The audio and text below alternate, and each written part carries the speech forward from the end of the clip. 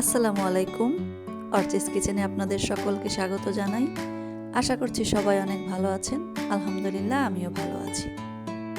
নতুন আরও একটি ভিডিও নিয়ে আপনাদের মাঝে হাজির হয়ে গেলাম। আশা করছি আমার আজকের ভিডিওটি আপনাদের ভালো লাগবে। রমজান মাস, ইফতারিতে প্রতিদিনই ভাজা পোড়া খাচ্ছি, তাই আজ ভাবলাম একটু ভিন্ন স্বাস্থ্যকর কিছু করি, আর যেটা আমার পরিবারের সকলেই খুব বেশি পছন্দ করে। আজ ইফতারিতে খাওয়ার জন্য বানিয়েছিলাম ঠান্ডা ঠান্ডা ফালুদা। ফালুদা বানানোর জন্য দুধটাকে আমি আগে থেকেই খুব ভালো মতো ঘন করে জাল করে নিয়েছিলাম। এখন এখান থেকে কিছুটা দুধ তুলে নিচ্ছি কাস্টার্ড পাউডার গোলানোর জন্য। কাস্টার্ড পাউডার গুলিয়ে দুধের মধ্যে দিয়ে দিচ্ছি। কাস্টার্ড পাউডারের সাথে মিশিয়ে দুধটাকে আরও কিছুক্ষণ জাল করে নিলাম।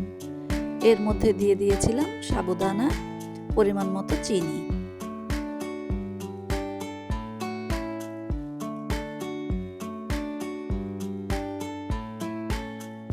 সাবুদানা দিয়ে বেশ কিছুক্ষণ রান্না করার পরে এরকম ঘন ঘন হয়ে এসেছে। এবার নামিয়ে নিচ্ছি।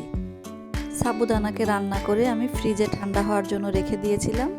এরই ফাঁকে আমি ফলগুলো কেটে নিয়েছি, বাদাম কুচি করে নিয়েছি, এখানে আছে আইসক্রিম, আরও নুডলস সিদ্ধ করে নিয়েছি।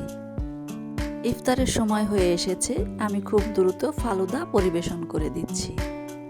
প্রথমে বাটিতে তুলে নিয়েছি রান্না করা সাবুদানা, তার উপরে দিয়ে দিলাম সেদ্ধ করা নুডলস।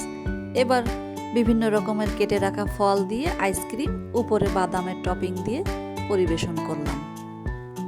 ঠান্ডা ঠান্ডা ফালুদা ইফতারিতে খেয়ে মন প্রাণ জুড়িয়ে গেল। আশা করছি আমার আজকের ভিডিওটি আপনাদের ভালো লেগেছে। যদি ভালো লাগে প্লিজ আমার চ্যানেলটিকে সাবস্ক্রাইব করবেন। সবাই অনেক ভালো থাকবেন। আল্লাহ হাফেজ। আসসালামু আলাইকুম।